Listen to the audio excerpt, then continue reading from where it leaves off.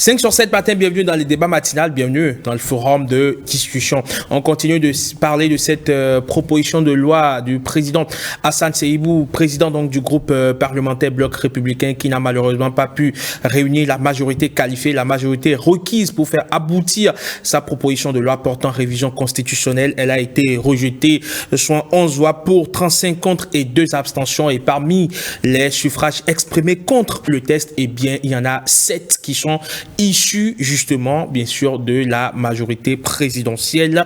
On en a parlé tout à l'heure en première heure avec justement l'initiateur du texte lui-même, mais également Habib Ouaroukoubu du parti d'opposition, les démocrates. Nous prolongeons justement donc le débat dans ce forum de discussion pour voir les lectures plurielles que nous pouvons faire au détour évidemment de ce vendredi nuit de vote qui a connu l'échec du test de Hassan Seibou. Puis il sera question également du Niger qui n'a toujours pas ouvert ses frontières avec le Bénin pour une libre circulation des personnes et des biens, alors que la CEDEAO a levé les sanctions et qu'à Malanville, chicanes et barrières de sécurité ont disparu. C'est toujours le statu quo chez le voisin et c'est dans ce contexte que le pipeline Niger-Bénin a été mis en service vendredi dernier. Le méga oléoduc qui relie les deux pays pour l'acheminement du pétrole nigérien. Une délégation nigérienne séjourne d'ailleurs à Cotonou pendant une semaine pour évidemment cette cause. On évoque cette actualité avec mes invités. Et ailleurs au Sénégal, on est toujours à la recherche d'un nouveau calendrier électoral. Macky Sall a réaffirmé jeudi dernier dans un message X, anciennement Twitter, qu'il partirait le 2 avril, date de la fin de son second mandat. Les conclusions d'un dialogue national organisé en début de semaine dernière ont recommandé que l'élection présidentielle initialement prévue le 25 février se tienne le 2 juin, soit 2 mois après la fin officielle du mandat de Macky Sall, et que ce dernier reste en fonction jusqu'à l'installation de son successeur. Il n'est pas question qu'il reste une seule minute de plus après la fin de son mandat, clame la ruche. Bref, le Sénégal est à la recherche d'un calendrier consensuel. Sale fin pour Macky Sall. Eh bien, on en parle avec, autour de la table, Francis Elouche, analyste politique, expert en gouvernance. Bonjour et bienvenue.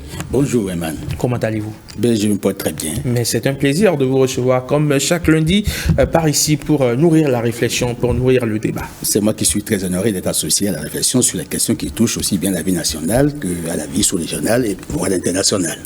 Mais écoutez, on a du plaisir à vous écouter, en tout cas, tous les lundis. Et les retours que nous avons à ce sujet sont très intéressants, tout comme Alphonse Moïse Soulier d'ailleurs. Bonjour et bienvenue.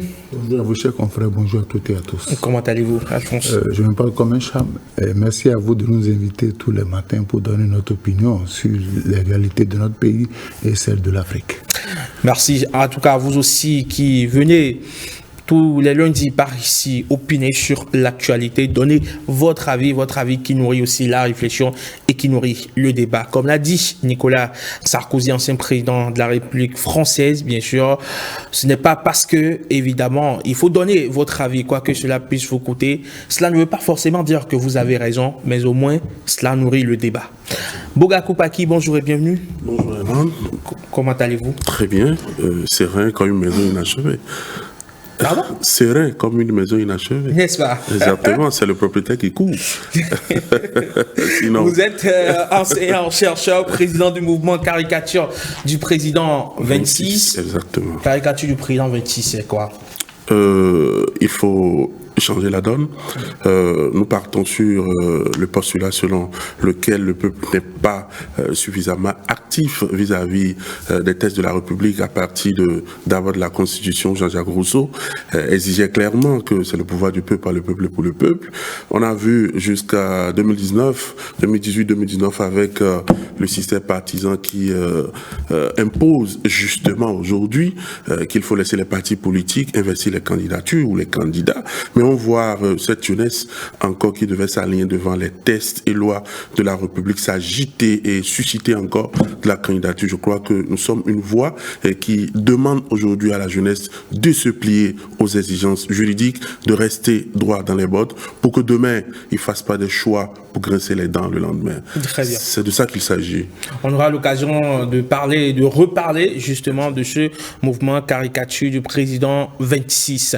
Mais on parle tout de suite donc de cette proposition de loi de Hassan Seibou. Hassan, que vous avez d'ailleurs suivi tout à l'heure à 6h, il était en face de Habib Ouaroukoubu, Francis Eloge Attadé. La proposition donc du président du groupe parlementaire Bloc républicain a été rejetée. C'est sans surprise. Non, mais avant de vous répondre, je voudrais dire à mon frère et ami docteur Boga Koupaki que, à part caricature, qu'il fasse l'effort de définir le profil du président pour 2026. Donc ça aiderait aussi à faire un choix judicieux pour le Bénin. Nous sommes en train de faire les critères, nous sommes en train de parcourir les départements. Nous venons de faire 6 départements, à savoir le Zou, le Mono, la Takora, le Plateau et la Libori. Et puis on vient de la Donga le week-end surpassé. Nous, on ne se peut pas pour ce mois pour faire les collines. Donc les résultats seront exposés à toute la population. Et puis, ensemble, avec les experts, on fera quand même ce dépouillement, entre autres, et on verra en son temps, avec les candidatures à la présidentielle 2026, ce que cela peut présenter. Et puisque Eman l'a dit, on va y revenir. Absolument. En revenant à la question que vous m'avez posée, écoutez, il y a 3 lectures. La première lecture, c'est la lecture académique. Et parfois, on peut dire lecture amphithéâtrique. On peut dire que le chef de l'État... Pourquoi pas professoral? Non, mais le chef de l'État a dit solennellement à l'occasion de sa conférence de presse qu'il ne voulait pas d'une révision constitutionnelle. Il ne veut même pas qu'on change de virgule. Et même s'il y avait des coquilles, il faut qu'on s'en tienne à ça et qu'il ne veut pas s'engager dans le chantier de la révision constitutionnelle. A priori, étant commandant de la majorité parlementaire et présidentielle, il y a une directive donc, qui est donnée. Certains députés ont certainement fait une nouvelle lecture et ont voté contre la révision de la Constitution pour se désolidariser du mouvement d'ensemble qui devrait conduire la majorité à exprimer le vote, puisque c'est un honorable membre du Bloc républicain, parti de la majorité parlementaire, qui a porté cette révision. Donc, la lecture académique, c'est que le chef d'État ne veut pas. Et bon, alors, dans la lignée, les députés ont lu qu'ils ne veulent pas et par conséquent, ils ont voté contre. La seconde lecture, c'est la lecture politique. Il y en a qui ont peut-être la capacité de lire au-delà. Et la droite politique est un animal très fin. Et vous avez compris qu'il y a une insinuation à l'occasion, évidemment, du débat qui s'est tenu entre l'honorable Hassan Seibou et l'honorable Ouaroukoubu. Il a constaté que, évidemment, il est vrai que le chef d'État dit qu'il ne veut pas, mais si cette initiative est parlementaire et que ça doit aider à porter l'intérêt national pour régler les problèmes, parce que c'est une réponse législative à une décision de la Cour constitutionnelle, la DCC 24-001 du 4 janvier 2024, qui doit conduire à modifier le code électoral. Et dans la quête des solutions, il y a eu plusieurs pistes, dont celle d'Hassan Seibou, qui estime que, bon, sur la piste de la révision constitutionnelle, on peut faire une réflexion holistique, une réflexion globale, pour avoir une thérapie qui réponde, en fait, à la préoccupation d'avoir des élections apaisées, inclusives, en fait, des élections sans crise, en inversant l'ordre des élections. Parce que c'est ça fondamentalement, puisque sa proposition tient sur un seul article, parce que c'est 3, article 42, article 81, mais qui n'ont pas tellement de valeur. Mais par contre, l'article 153 est important parce que c'est cet article qui permet d'inverser l'ordre des élections. Ben, c'est une proposition qu'il a portée, mais qui n'a pas pu passer l'étape de la recevabilité au Parlement. Bon, donc, la veillée d'âme est terminée entre les révisionnistes et les anti-révisionnistes. Donc, la lecture académique voudrait dire que, bon, comme le chef d'État ne veut pas, il y a des députés qui ont lu qu'ils ne voulaient pas et par conséquent, ils ont voté contre. Ils sont alliés. Les 7. Et puis il y a eu 2 indécis, les 2 abstentions. Bon, maintenant, il y a la lecture politique qui dit, mais il ne veut pas, mais nous avions posé un diagnostic. Quand on pose les bonnes questions, on peut avoir les bonnes réponses. Donc, ayant posé le diagnostic, il nous faut une thérapie qui puisse nous permettre de sortir de l'impasse. Car il est établi, on peut faire observer que dans l'ensemble des débats que nous avions suivis, il se dégage que le texte constitutionnel a des imperfections, aussi bien que le code électoral. Maintenant, il y a un problème de timing. Est-ce qu'il faut aller tout de suite à la révision du texte constitutionnel ou bien il faut, compte tenu des contingences, parce que dans la sous-région, lorsqu'une révision intervient à la veille d'un départ ou à la fin d'un second mandat, il y a des suspicions. Or, le chef d'État, malgré les assurances qu'il a données, il se fait que dans son camp, il y a des gens qui ne sont pas toujours convaincus. Donc, le vote qui s'est passé le 1er mars vient en fait clore le débat sur la révision du texte constitutionnel. Il y a une autre alternative. Dorénavant, on ne peut plus trouver la réponse législative via la révision, mais on va mettre le focus sur les 2 codes qui ont été proposés. La proposition du code électoral par le parti Les Démocrates, le groupe parlementaire Les Démocrates, mais aussi la proposition de révision du code par l'Union progressiste Le Renouveau. Ils n'aiment pas UPR, ils disent évidemment que c'est l'Union progressiste Le Renouveau. Et même à l'intérieur du Parlement, il y a souvent des guerres entre eux. Il vaut mieux dire Union progressiste Le Renouveau. Et il y a un député qui avait jusqu'à dire que c'est l'Union progressiste, le PRD. Bon, je n'en sais absolument rien. Mais il faut dire que sur cette question qui est sensible, il a manqué peut-être un débat plus ouvert, plus large, plus panoramique, qui puisse associer toute l'expertise requise. Parce qu'il faut d'abord l'expertise des sachants, il faut le consensus, mais il faut aussi l'adhésion du peuple. La révision doit se faire parce que le texte n'est pas intangible. L'article 154 de la Constitution dit qu'il y a des mécanismes qui permettent d'aller à la révision constitutionnelle. Et c'est pour rapprocher, en fait, l'esprit de la lettre. Si à des moments donnés, on comprend mal les textes, il vaut mieux aller à une révision. Maintenant, comme le taux de suspicion est si fort et que les parlementaires qui ont la prérogative de légiférer estiment que ça ne peut pas passer l'étape de la recevabilité, on en prend acte et l'honorable Hassan Seyibou a pris acte. Je crois que les 71 députés aussi qui ont voté, politiquement parlant, ont pris acte. Dorénavant, il y a une piste qui se dégage, c'est la révision du code électoral. Et là, c'est à la majorité simple. Donc, on n'a pas besoin forcément des 28 députés démocrates pour passer au vote du code électoral. Donc, il faut prier pour que, là encore, la bienveillance puisse primer sur les inputs. Parce que ce qu'on va mettre dans ce code, on ne peut pas savoir. D'accord, très bien.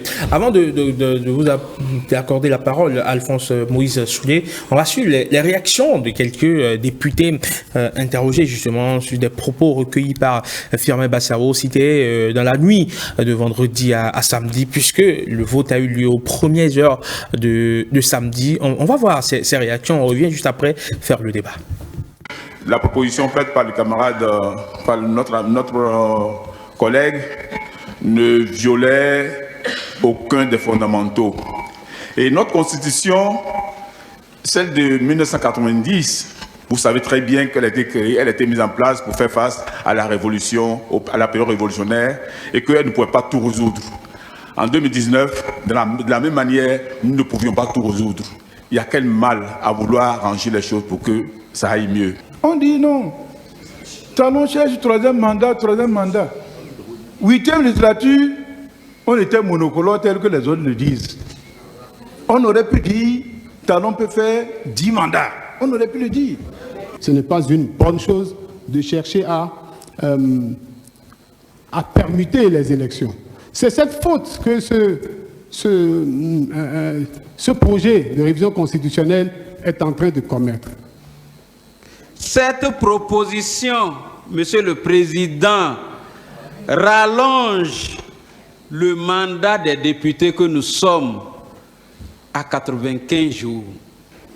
Nous, députés qui sommes là, nous proposons qu'on rallonge notre mandat. Monsieur le Président, la Cour constitutionnelle dans ce pays avait déjà refusé que une mandature en cours prolonge son mandat. Et ce n'est pas bienséant que une mandature dise que parce que nous sommes députés, nous pouvons passer de 3 ans que nous avons à 5 ans. Si on ajoute 90 jours, ça veut dire qu'on peut passer à 5 ans. Monsieur le Président, c'est inquiétant. Nous avons mis la charrue devant les bœufs. Nous avons beaucoup bavardé. Nous avons fait des promesses. Nous avons menti à chacun à son opinion, parce que chacun a son opinion. Hein. Nous avons menti, chacun a son opinion. Et maintenant, c'est trop tard. Notre démocratie qui a démarré en 90, après la conférence nationale des forces vives, a consacré une constitution. Mais à aucun moment, les pères fondateurs même de cette constitution n'ont dit dans un document que c'était une Bible qu'ils nous ont donnée. Ces pères fondateurs, certains d'entre eux devraient même avoir honte de la manière dont, au XXIe siècle, nous traitons cette constitution. Et nous refusons de faire mieux que nos pères fondateurs.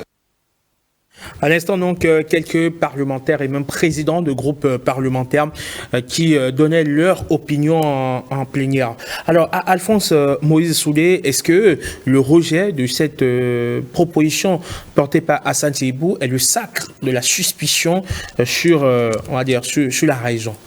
Je voudrais constater avec vous que nous n'avons pas eu une opinion de femme. J'aurais bien souhaité que les femmes qui réclament faire de la politique, qu'elles me démontrent qu'elles me démontrent que bon, elles n'ont pas négocié leur place. Non, vous voyez, quand j'ai suivi un peu le vote qui s'est passé là, moi j'ai appelé ça vote hypocrite.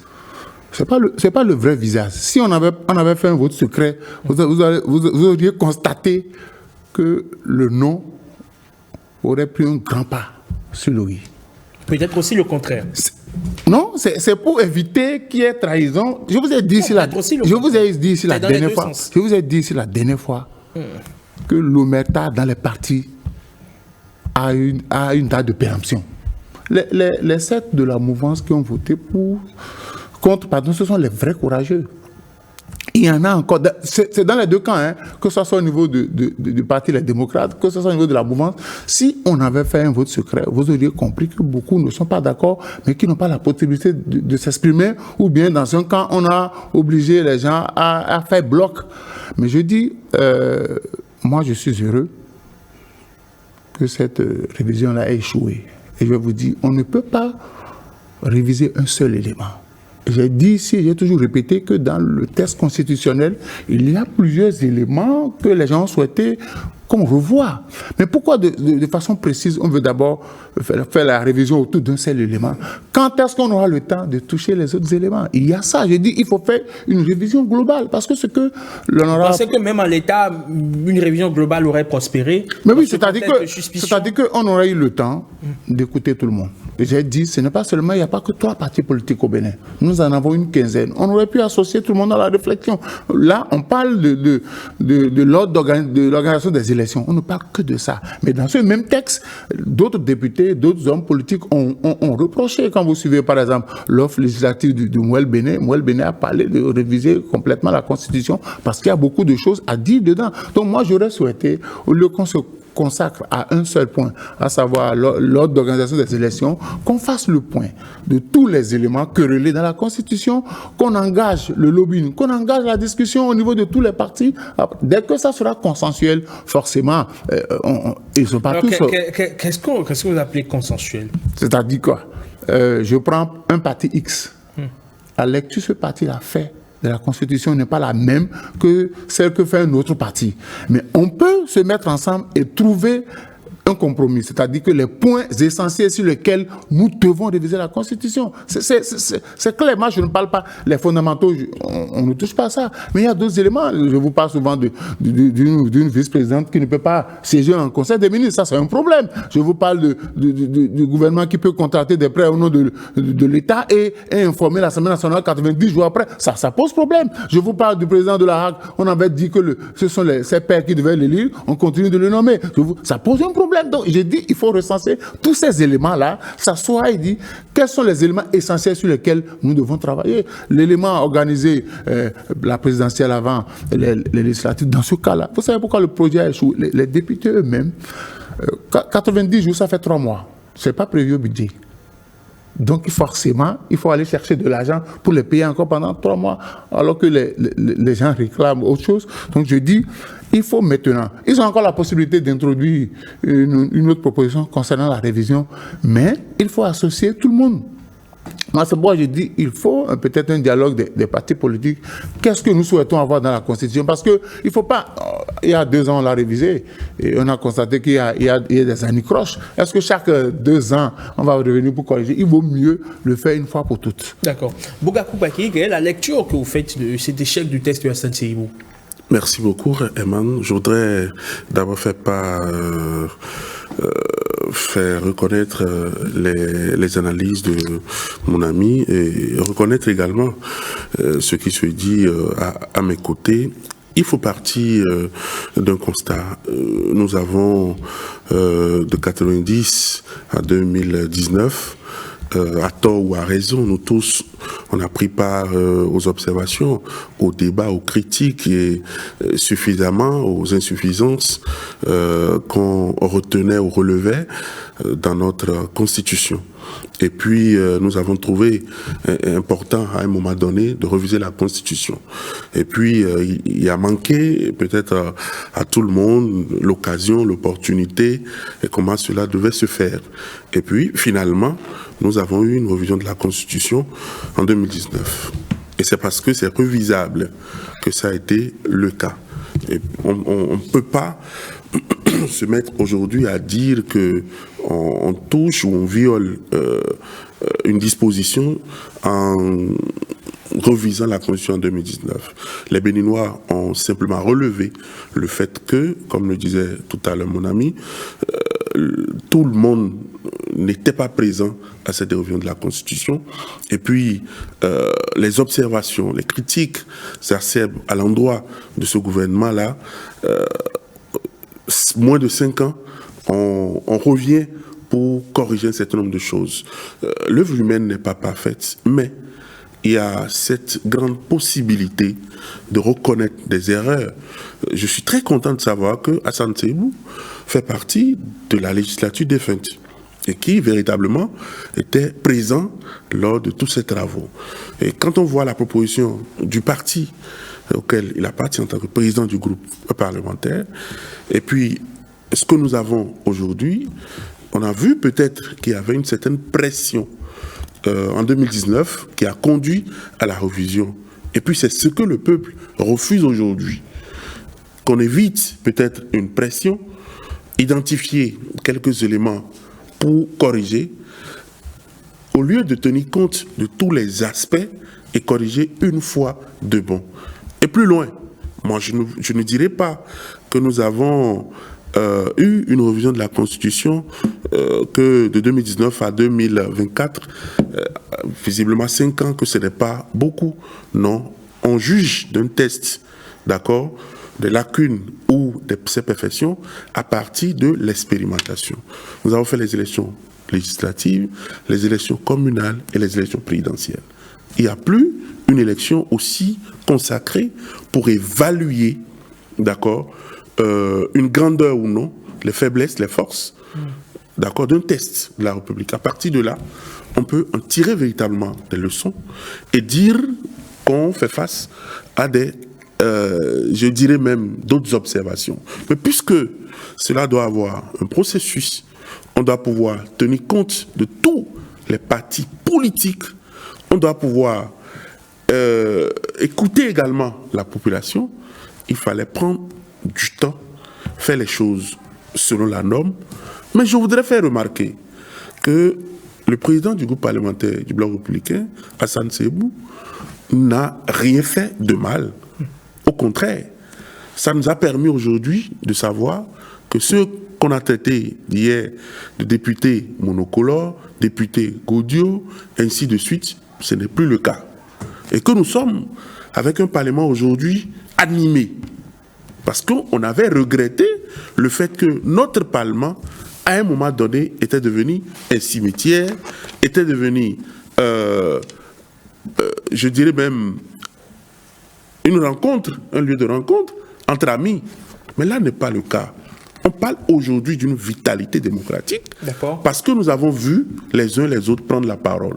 Et vous avez vu également que, au-delà d'une portion de parti, les démocrates, il y a également d'autres éléments de la mouvance. Je vais parler des honorables députés qui ont dit qu'eux, ils ne sont pas d'accord ou convaincus. Cela montre également que Patrice Talon, le président de la République, n'est pas à la commande forcément de X ou de Y que nous avons toujours dit. Ça dédouane, le chef de l'État, qui en amont avait déjà dit « je ne vote pas les lois », ce qui est vrai. Si vous êtes arrivé à le faire, je n'ai pas de difficulté à promulguer la loi. Et puis, je suis demandeur de rien. Je crois, comme le disait tout à l'heure Francis, il faut comprendre une technique, d'accord, qui est liée, comme il le dit, à un discours scientifique. L'autre chose, c'est la capacité d'interprétation politique. Lorsque nous sommes avec les acteurs politiques, il y a ce qu'on appelle les jeux d'acteurs, qui est un élément purement sociologique, mais politique. On a vu, malgré que le chef de l'État ait dit telle chose, les gens sont allés, qui montrent véritablement l'ouverture, l'autonomie et la grande responsabilité des députés à l'Assemblée nationale.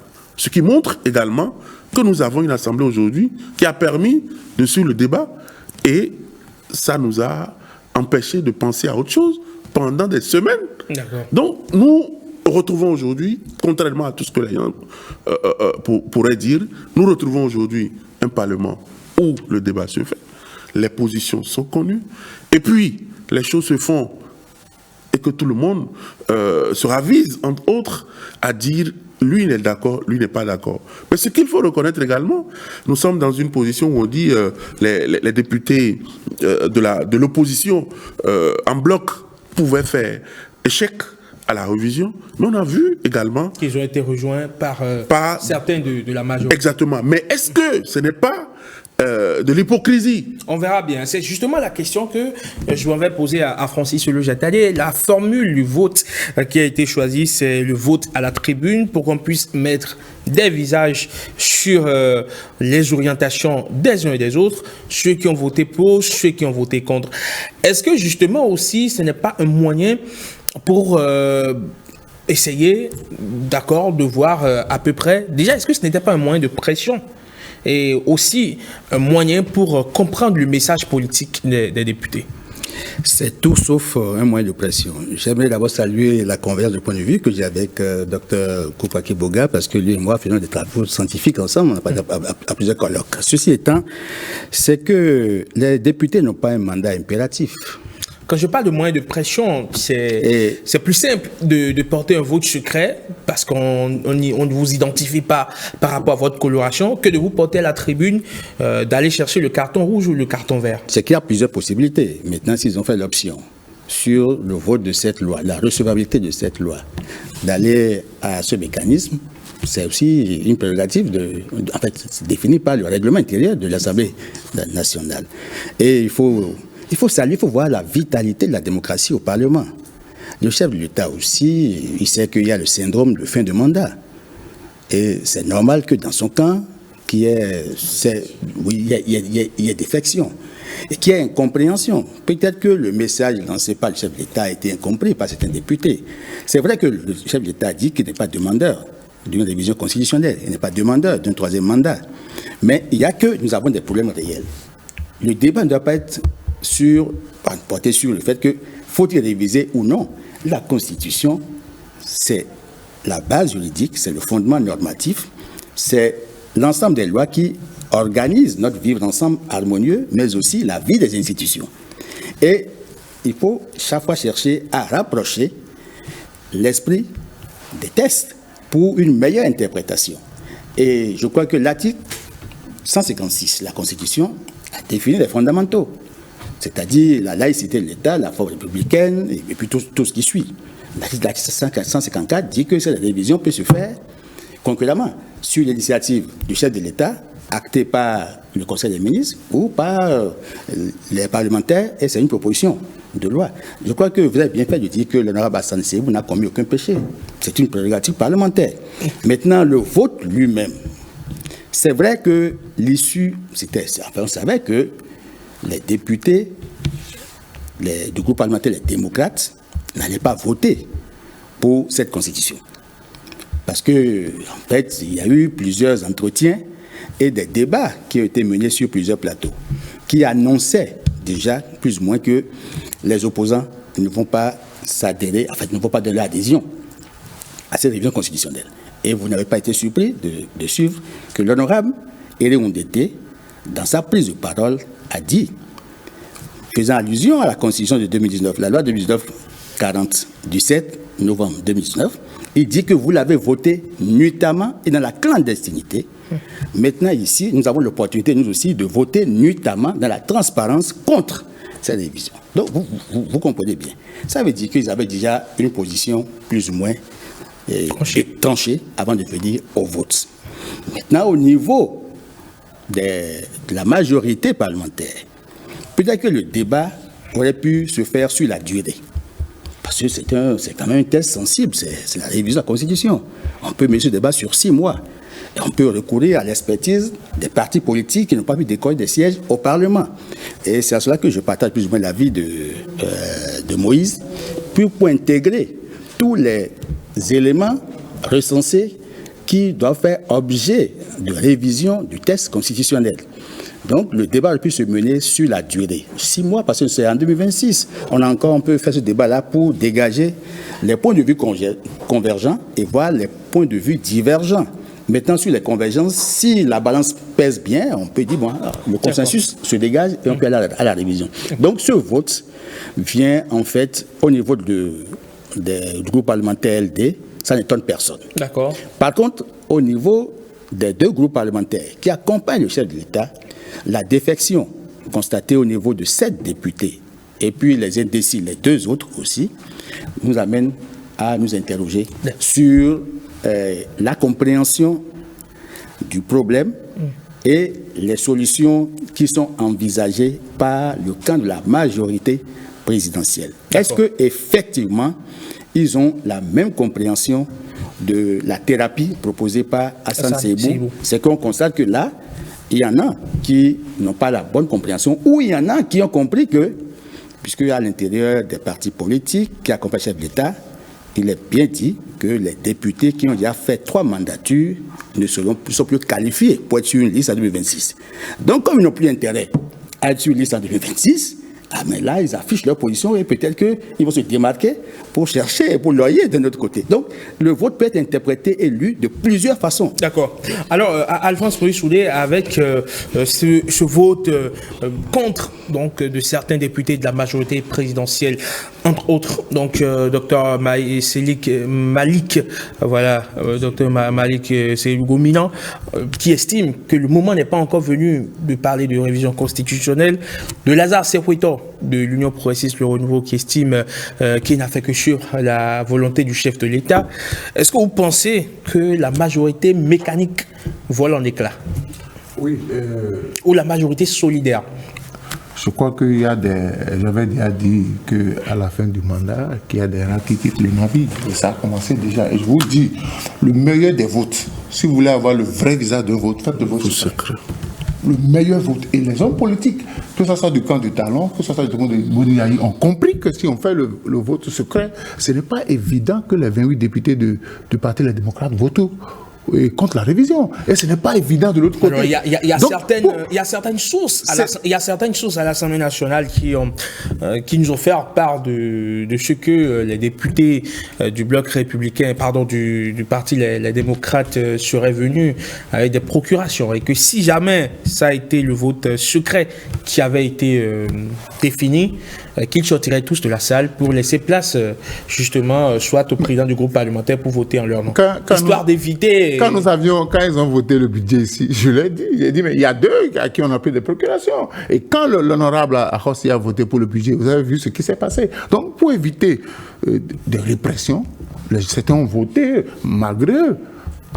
Donc, moi je dis, si on avait fait le vote secret, on aurait compris, parce que ce n'est pas, contrairement à ce que nous disons, LD, ce n'est pas un bloc compact, non. Il y a qu'à l'intérieur, des gens ont des opinions différentes, comme au niveau de la mouvance. Donc, aujourd'hui, ça a commencé déjà. Vous allez voir la suite. Tout ce qui aura comme vote à l'Assemblée nationale qui va entrer dans le cadre des élections de 2026, ils vont faire vote à la tribune. La preuve, ils devaient se retrouver à 10h.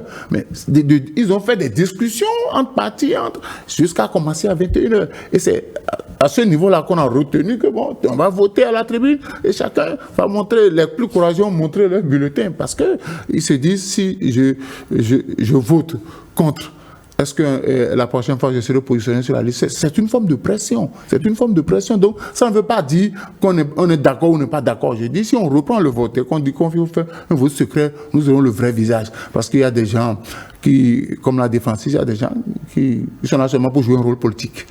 Est-ce qu'ils ont vraiment étudier le texte et qu'ils ont compris les tenants et les aboutissants? Quand je dis ça chaque fois, les gens ne sont pas d'accord. Il y a des gens qui ne lisent pas les textes, qui ne connaissent pas les réalités des textes, mais qui suivent les consignes.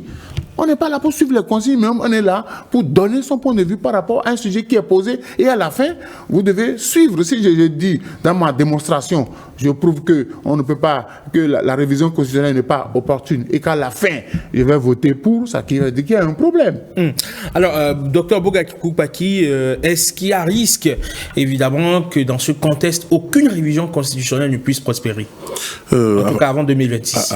Avant d'en venir, je crois qu'il faut commencer par reconnaître une certaine politisation au sein de nos partis politiques. Sur ce coup, je ne voudrais pas qu'on donne d'autres exemples par rapport à ce qui a été fait le week-end dernier.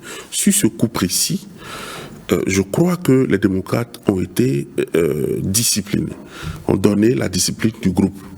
Et les défections qu'on a constatées au sein de la majorité, on peut appeler ça de griffe manque de discipline. Pourquoi? Parce que... Et s'il y avait eu des consignes auparavant? Oui, vous portez des...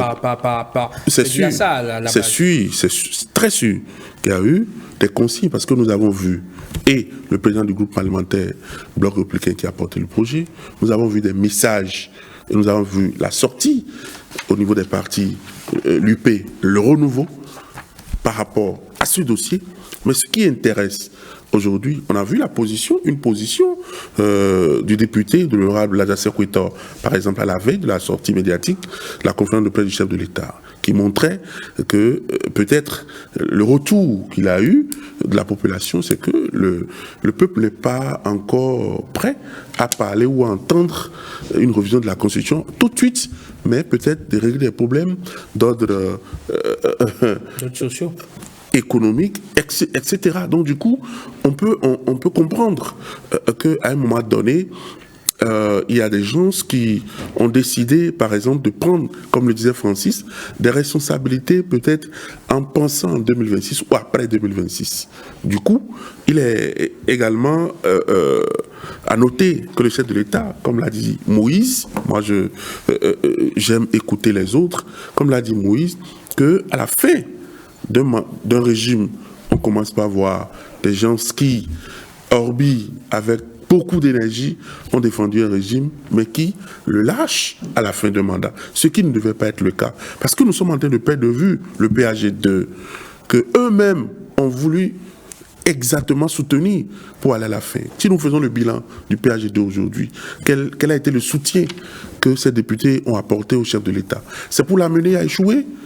il faut également qu'il soit vigilant par rapport à cette question de développement qui préoccupe toute la population béninoise. Donc revenir en parenthèse à la question que tu me faisais tout à l'heure, Eman, est-ce qu'il y a une autre possibilité de revision?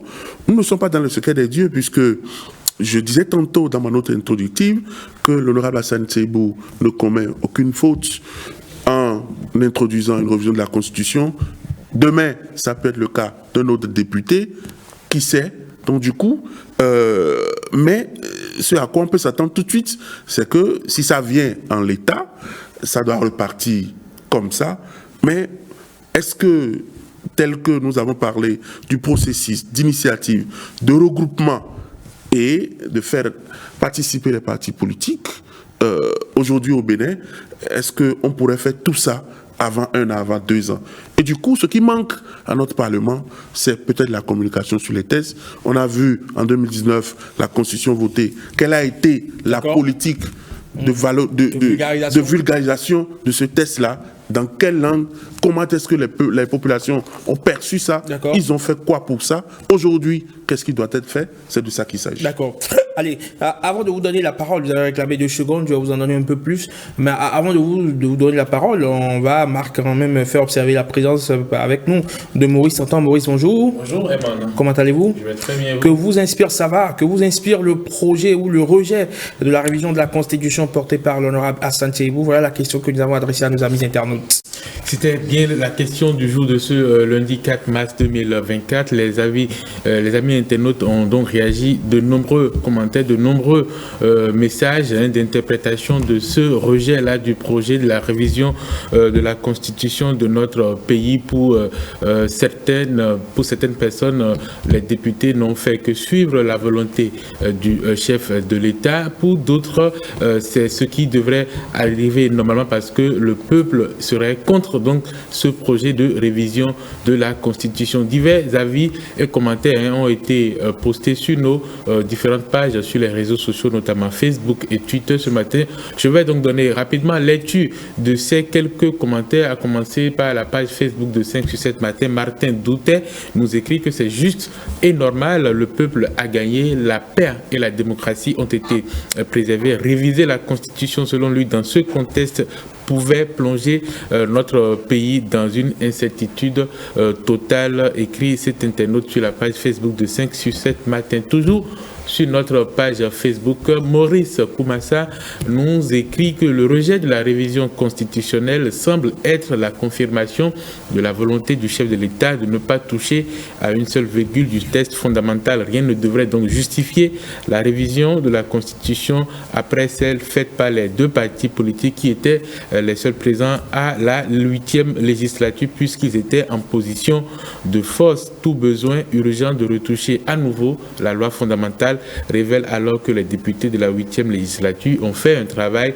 précipité ou mal exécuté, analyse Maurice Koumassa. Roland Bocor nous dit que le président a refusé de réviser la Constitution alors que certains députés de ces 2 groupes parlementaires vont contre sa volonté. Soit il est de bonne foi ou ceci dénote de la ruse. Le peuple dans sa majorité, poursuit-il, est contre, mais certains députés ont voté massivement pour. Alors, ils n'avaient jamais été élus pour servir l'intérêt général, mais en mission pour leurs propres intérêts. Bravo à ceux qui ont voté rouge pour leur fidélité au pays et aux propos du président de la République, conclut Roland Bocor. Roscoe Totti a également commenté la question du jour. Il nous dit: le rejet du projet de la révision de la Constitution prouve que nos honorables députés ne sont pas au service d'une personne, mais plutôt de la communauté. Les députés de cette mandature écoutent le peuple et agissent dans ce sens pour préserver la paix dans le pays. Un dernier commentaire sur Facebook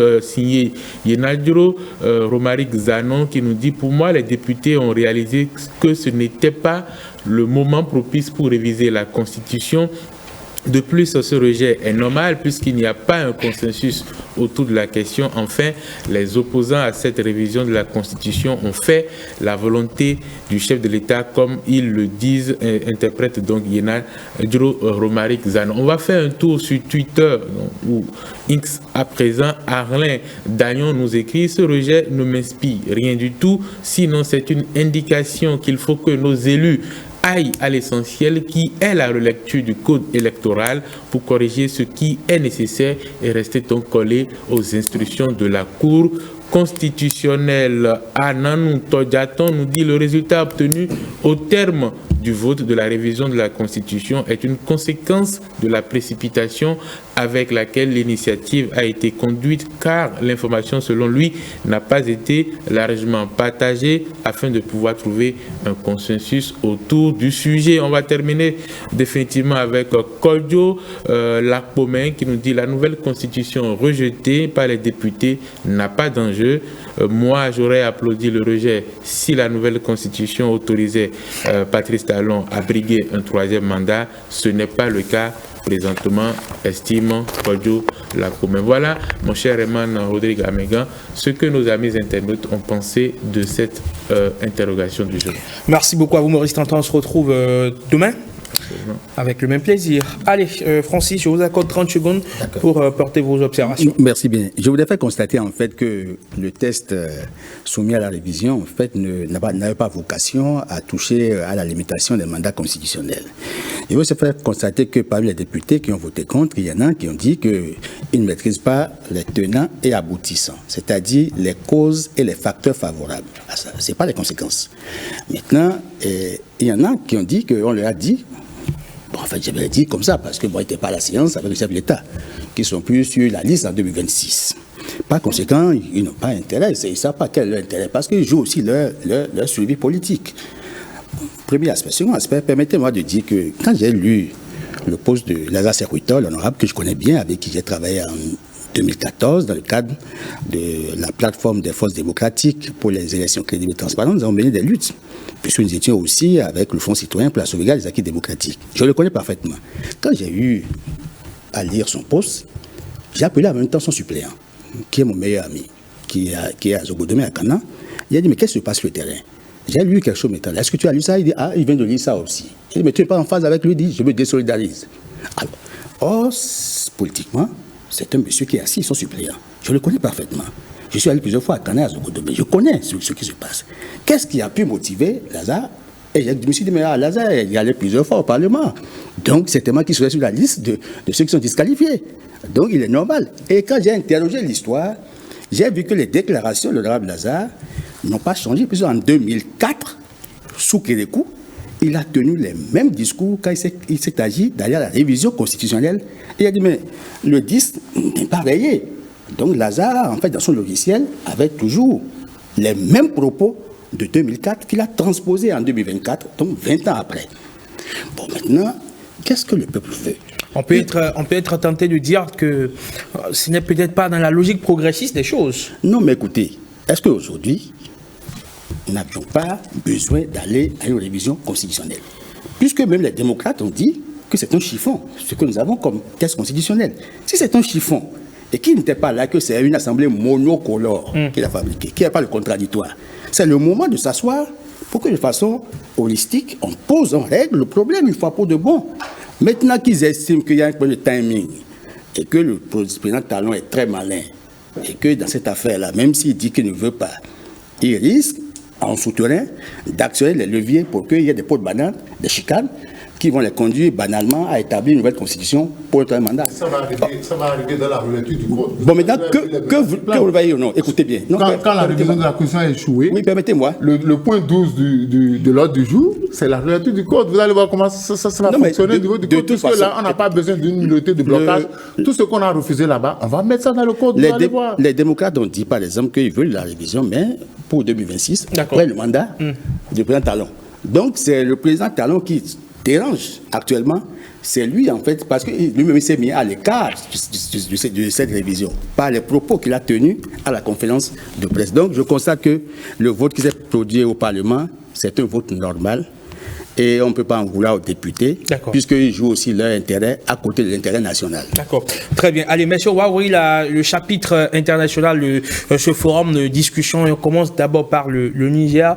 Alphonse Moïse Soulé, les chicanes sont toujours posées du côté de la frontière, donc avec le Niger. Le Bénin a enlevé tout ce qui obstruait le passage, on va le dire ainsi, mais du côté du Niger, les chicanes sont toujours en place, et c'est dans ce contexte qu'il y a une délégation nigérienne qui séjourne actuellement au Bénin pour discuter d'un projet hautement économique. Oui, la construction du pipeline a été décidée depuis 2019. C'est un montant de 600 milliards. Et le Niger devait acheminer vers ce pipeline le pétrole brut.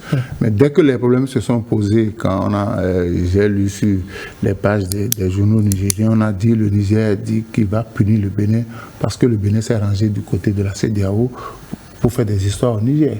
Et le Niger a préféré contourner notre port pour aller au Togo, et c'est plus cher. Bon, ils ont préféré ça parce que le gouvernement togolais leur a fait des faveurs. Je dis aujourd'hui, ils sont arrivés. Le projet de pipeline, ça concerne toute la sous-région, hein, c'est pas le Bénin seul qui en bénéficie. Le pétrole sera raffiné et desservi, mais le Niger dit pour le moment, je vais vous vendre, je vais raffiner moi-même mon pétrole et je vais vous le vendre. Le Niger a choisi les pays à qui il va livrer son gasoil, le Mali, le Burkina, le Tchad et le Togo. Donc je crois que si c'est un projet qui concerne toute la région et que cela a été retenu depuis 2019, il faut discuter.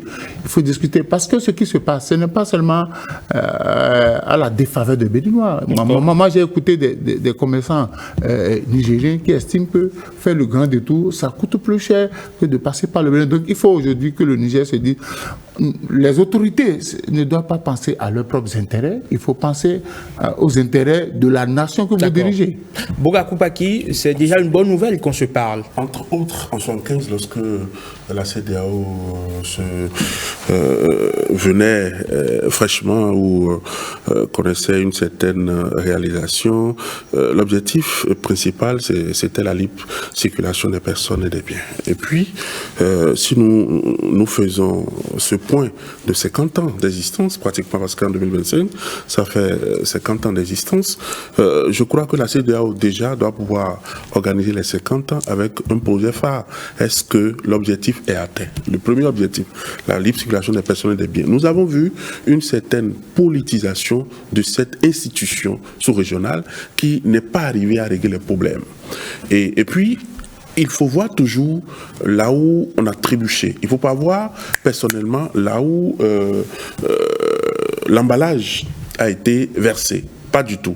Il faut voir d'où nous venons. Cette question qui est arrivée à ce que la frontière bénino-nigériane soit fermée, nous partons de ce postulat. Et quel a été le comportement de notre pays vis-à-vis de ça? Nous avons eu un comportement de respect des institutions sous-régionales. Et je crois qu'il faut saluer cela.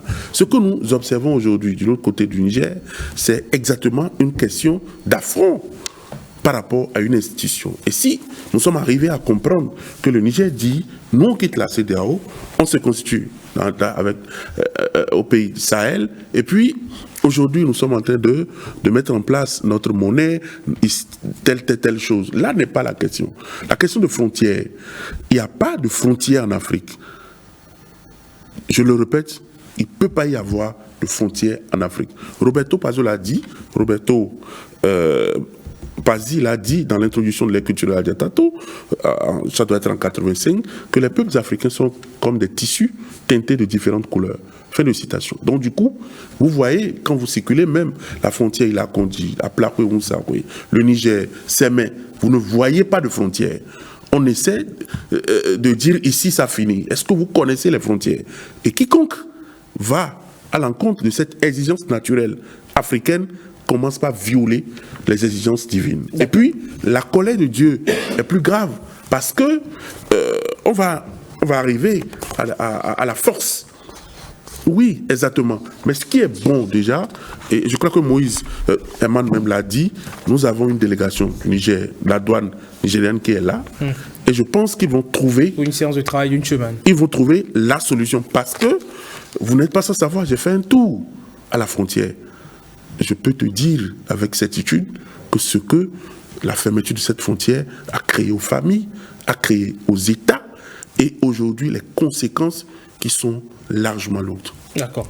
Allez, on a le plaisir de recevoir Lucien Médico, qui, on l'a connu par le passé dans un rôle beaucoup plus tonitruant, mais depuis quelques années maintenant, on va le dire ainsi, il est devenu beaucoup plus calme, sans doute dans son nouveau rôle, dans ses nouvelles fonctions, dans ses nouvelles attributions. Il est le coordonnateur du comité de mobilisation pour la paix. Bonjour et bienvenue, Monsieur Médico. Bonjour. Comment allez-vous? Je vais très bien. Mais c'est un plaisir de vous recevoir sur 5 sur 7 matin aussi, pour apporter cette lumière qui s'allie bien avec votre tenue vestimentaire, le blanc.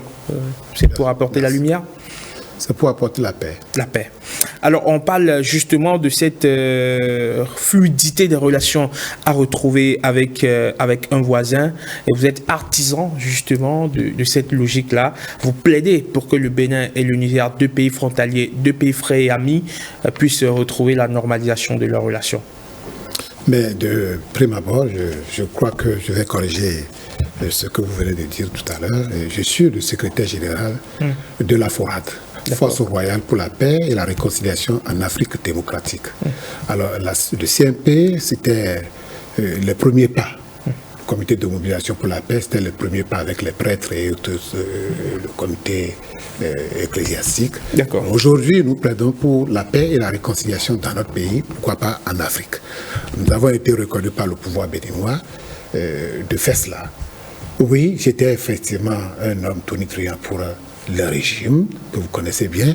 Aujourd'hui, je milite pour la paix parce qu'à un moment donné de l'histoire, il faut changer un peu le fusil d'épaule. Nous avons un Bénin aujourd'hui qui a besoin de la paix et de la réconciliation entre les braves. C'est clair. Le moment précis nous invite, n'est-ce pas, à plaider pour la réouverture des frontières. Le Bénin l'a déjà fait. Bravo. Mais nous attendons le Niger pour le faire. Et il faut vous dire que dès les premières heures, les plus chaudes de ce qui a été au Niger, provoqué certainement par la CEDEAO, mon cher Herman, nous étions les premiers à aller à l'ambassade du Niger. Et l'ambassadeur nous avait bien reçus. Nous avons trouvé des voies, des solutions pour y arriver. Et nous avions dit dans le temps que malgré tout ce qui se passe, que la tempête n'aura pas lieu. Que la tempête n'aura pas lieu, que la CEDEAO reviendra, n'est-ce pas, sur cette décision. Aujourd'hui, l'histoire donne raison. Et qu'à un moment donné, l'ambassadeur partira au Niger pour être consulté. On en est là. Il est au Niger actuellement. Sidi Aboudou est au Niger actuellement pour les consultations. Seulement le consul a été suspendu. Mon cher Herman, je voudrais seulement inviter les Béninois, sans trop discourir, à prier. À surtout prier pour celles et ceux, toute délégation qui serait amenée. Il vient de le dire tout à l'heure, il a cité quelques bribes de délégation. Il faut que les Béninois prient. Le problème aujourd'hui, ce n'est pas Talon. Certes, Talon a pris une décision, mais il ne pouvait que prendre cette décision-là. Il ne fait qu'exécuter. Talon prie individuellement. Le président de la République. Il est le président de la République. Il incarne notre avenir. Il incarne l'avenir de la République, l'avenir des 12 millions de Béninois. Alors, pour des raisons de discipline, il ne pouvait que s'assujettir à toutes les décisions prises dans la communauté, qui est celle, n'est-ce pas, de la CEDEAO. Il n'a rien fait de mal, il n'a rien fait de mauvais, il n'a pas péché. Je l'avais bien dit lorsque nous étions présents à la Russie, à l'ambassade de la Russie, je l'avais dit, leur chef d'État n'a commis aucun péché. C'est une question de discipline de groupe. Et la décision que Talon Patrice avait prise était la décision du Bénin. C'est une décision que nous portons tous sur nos têtes. Il faut qu'on se donne le courage de le dire. Je ne défends pas Patrice Talon, je suis un simple Béninois, un citoyen simple de la République. Donc je pense que nous devons prier afin que le Bénin sorte de cette histoire. Aujourd'hui, nous devons tout faire pour que les relations se normalisent entre deux chefs d'État, entre Tiani et Patrice Talon. Et nous devons prier à cet effet pour que chaque jour que Dieu fait, les deux puissent s'appeler au téléphone et conclure un certain nombre d'accords. Il n'y a pas que la politique. Patrice Talon passera, Tiani passera, le Niger restera toujours le Niger. Et pour les Nigériens, Patrice Talon passera, le Bénin restera toujours le Bénin pour les Béninois. Alors si nous tenons compte de ce que l'autre a fait, nous allons griller tout ce qui est sur notre passage, économiquement, politiquement et administrativement. Ce que nous perdons dans cette histoire est énorme. Moi, je suis un expert maritime, spécialiste des questions portuaires. Je sais ce qui se passe au port aujourd'hui. Nous savons ce que notre port est devenu. Ce n'est pas bien. Ce n'est pas bien. Alors, je suis en politique, c'est vrai, j'étais en politique, mais j'ai raccroché ma toge au mur. Mais j'irai la chercher à tout moment. Mais pour l'instant, c'est la paix et la réconciliation. Ce n'était pas un point, c'était une parenthèse. C'est une parenthèse. D'accord. Et aujourd'hui, qu'est-ce que cela vous fait de voir une délégation nigérienne séjourner au Bénin pour discuter donc prioritairement de ce pipeline qui a été mis en service donc vendredi dernier et sans doute et assurément donc de réouverture de frontières parce que ça fera forcément partie des discussions. C'est une très bonne chose, une très bonne initiative qui doit être acceptée par tous les Béninois et bénie de tous les Béninois. Nous devons prier pour ça et inviter les chefs traditionnels à prier pour ça, inviter toute l'église catholique à la prière, toute l'église pentecôte ou peut-être l'Assemblée de Dieu, toutes les confessions religieuses à prier pour que toute démarche qui milite dans cette direction de rouverture des frontières, il faudrait nécessairement que cela aboutisse par des prières. Nous avons besoin de... Même nos morts nous écoutent. Même nos morts nous écoutent. Et sont bloqués aussi dans les frontières, à la frontière. Oui, les morts sont bloqués. Il faut rouvrir les frontières pour que nos morts puissent traverser. Les morts sont aussi assujettis. Oui, pour négocier, vous invitez. C'est pourquoi j'étais au cimetière de Oumako la fois dernière, pour inviter les morts à trancher, à prier pour que vraiment la vie revienne entre les deux pays. Les deux pays sont des pays frères, le Niger et le Bénin. Et c'est pourquoi je voudrais lancer un appel à notre diaspora présente au Niger à se mobiliser, parce que quand on avait fermé, les deux frontières étaient fermées, ils se sont mobilisés pour demander à Patrice Talon d'ouvrir les frontières depuis là-bas. Mais pourquoi pas maintenant? Très bien. Votre message est entendu, Lucien Médico, secrétaire général de la FORAD. Merci beaucoup, merci d'être passé sur 5 sur 7 matin, à porter ce message de paix, ce message de fraternité entre donc le Bénin et le Niger, deux voisins qui sont appelés évidemment donc à collaborer, à coopérer et à vivre ensemble pour faire simple. Merci beaucoup pour tout ce que vous faites et on vous souhaite beaucoup de courage. Bonne journée du lundi et très bonne semaine à vous. Merci à vous. Allez, 5 sur 7 matin, je poursuis. On va terminer ce forum de discussion, Francis Lojatali, avec le Sénégal. Le Sénégal où Macky Sall est actuellement dans le dur. On va faire un tour d'horizon. Vous m'avez empêché de parler du Je ne vous ai pas empêché, ça a été fait sciemment. Pour que vous puissiez opiner sur la question du Sénégal. Macky Sall qui est dans le dur. Son contrat avec le peuple sénégalais prend fin le 2 avril prochain. Et pour la plupart des Sénégalais, il n'est pas question qu'il fasse une seule minute de plus. Non, je sais que je salue votre dictat sur le plateau parce que là, le Niger, j'en ai déjà trop parlé. Absolument. Et comme on le dit chez nous, dans nos traditions, les oreilles ne se rassasient pas de la parole, je suis venu pour écouter. Je ne veux plus parler maintenant sur le Niger. Ceci étant, je reviens sur le cas sénégalais. Vous avez trouvé une formule à la fois savoureuse qui peut-être peut déplaire au président sénégalais. Sale fin pour Macky Sall. Oui, c'est ce que nous constatons malheureusement. Mais écoutez, le président sénégalais, le lundi 3 juillet 2023, si mes souvenirs sont exacts, je crois qu'ils le sont, dans le JT de 20h, a annoncé au peuple sénégalais que voilà, il a brisé la glace et puis il dit, bon, l'éventualité du troisième mandat s'est terminée. Moi, je veux respecter ma parole et ma dignité et je vais organiser les élections. Curieusement, les élections qu'il a fait convoquer par un décret, parce que c'est lui qui convoque le corps électoral. Il a convoqué les élections pour le 25 février. Et curieusement, le 3 février, donc du 3 juillet au 3 février, le 3 février 2024, et à quelques heures de l'ouverture de la campagne, il prend un autre décret pour abroger l'autre et faire relancer le corps électoral pour décembre 2015. Non, il se pose un problème, en fait, démocratique au Sénégal. Maintenant, le Conseil constitutionnel, qui, dans l'architecture des institutions au Sénégal, est la soupape de sécurité qui joue le rôle de régulateur, a permis, évidemment, d'invalider la décision de Macky Sall, mais aussi la proposition de loi qu'on a téléchargée au Parlement pour lui permettre conjoncturellement, en fait, c'est une conjoncture, de pouvoir prolonger son mandat. Et curieusement, il y a un dialogue qui a été initié. Ce dialogue tenu les 26 et 27 février devrait permettre, à l'issue, d'avoir des recommandations précises et déboucher sur la prise d'un décret qui fixe une nouvelle date d'élection qui doit se tenir avant le 2 avril. Puisque, conformément à la Constitution, Macky Sall finit son second mandat, qui est un mandat quinquennal, parce que c'est 5 ans, c'est lui-même qui a réduit. Il a écouté le mandat. Donc, il doit finir ses 5 ans, puisque le mandat n'étant pas intangible, c'est pas extensible. Macky Sall doit quitter le 2 avril à minuit, c'est que le mandat vient à expiration. Donc, il fallait prendre des décisions consensuellement au niveau du forum du dialogue pour qu'on puisse prendre une date pour avoir les élections avant le 2 avril, afin que la succession, l'alternance au pouvoir soit garantie. Curieusement, au dialogue, c'est qu'il y a eu les opposants, les candidats qui ont boudé, 17 sur les 19.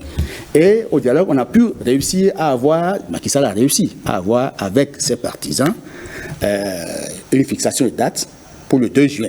Ce qui dépasse le mandat constitutionnel qui doit venir à expiration le 2 avril. Un problème se pose désormais.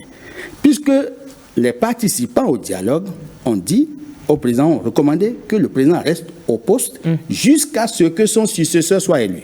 Bien évidemment que dans leur constitution, l'article 36.2 avait déjà prévu cette éventualité, mais qui a créé polémique.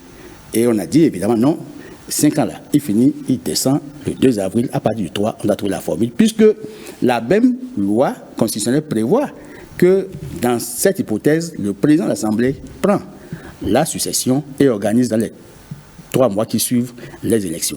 Donc on attend l'arbitrage en fait du Conseil constitutionnel qui va situer les acteurs politiques au Sénégal. En une minute, Alphonse Moïsoulé. Oui. Moi, je dirais que bon, on a organisé le dialogue politique à Dakar pour foutre le bordel à la tête de l'État.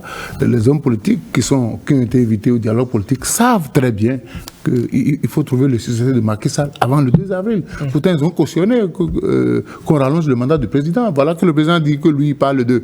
Ça veut dire qu'on veut installer à la tête de l'État de la pagaille. C'est pas bon. Il faudrait qu'à un moment donné, les hommes politiques africains prennent leurs responsabilités. Il ne faut pas dire après moi le déluge. C'est ce que Macky Sall est en train de faire, mais ça va le rattraper. Boga Koubaki, en une minute. Oui, lorsqu'on ne connaît pas le passé, il est difficile de savoir ce qui précède de ce qui suit, disait Joseph Kizerbo dans le tome initial de l'histoire générale de l'Afrique. Macky Sall, en griffe, n'est pas un bon père de la nation.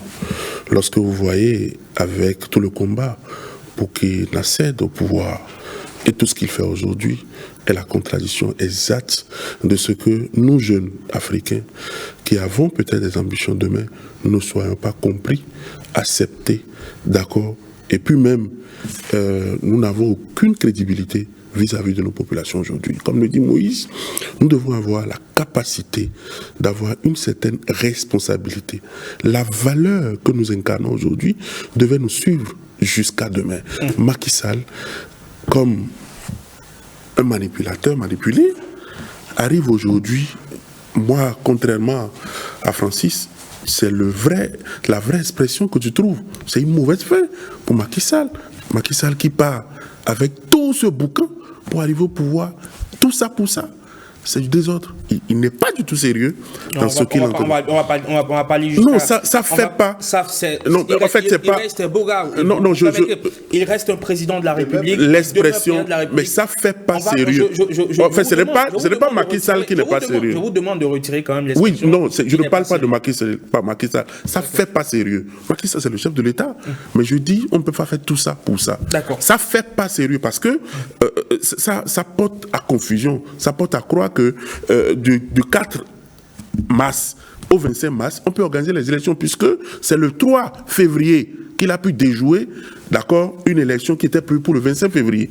Mais pourquoi on peut aller au-delà du 2 avril? Ça fait pas sérieux. C'est pas, je ne dis pas ça peut, si c'est une expression, je retire, mais ce que je voudrais dire, ça fait pas sérieux quand on assiste à ce théâtre. Très bien. Merci beaucoup à vous, Dr Boga Koupaki. Vous êtes donc enseignant, chercheur à l'université d'Abomey-Calavi. Vous êtes également président du mouvement Caricature Président 26. Merci d'être passé sur 5 sur 7 matin avec nous. Merci Alphonse Moïse Soulet. Vous êtes analyste politique. Merci beaucoup et merci également à vous aussi, Francis Cholo-Jatale, analyste politique, expert en gouvernance. On se retrouve lundi prochain. Vous avez oublié de dire que Moïse, en fait, il joue du piano à l'église, donc il croit en Dieu. D'accord. Ah, ça, c'est une information. Le tout le pianiste, donc le pianiste, analyste. Non, si on ne fait rien à l'église, on ne croit pas. Pianiste, analyste, ça rime bien.